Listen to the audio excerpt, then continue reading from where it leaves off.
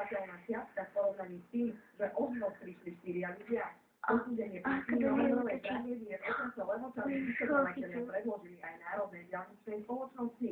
Obsah správy je súčasťou vyšetrovacieho spisu. Potvrdil pre právnu Marceliánu Národnej diaľničnej spoločnosti.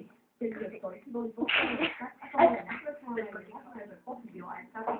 Ministerstvo po zrútení mosta zvýšilo kontroly a diaľniciari preverovali všetky rezultáty. Minister dopravy Ján Počiatek dnes v parlamentnom výbore predniesie správu, ktorá by mala objasniť situáciu po páde mosta. V Banskej dnes začalo pojednávanie s levickou prokurátorkou, ktorá mala zobrať úplatok 4 000 eur. Príbuzný dvoch bratov obvinených z úžery mala za to slúbiť zastavenie trestu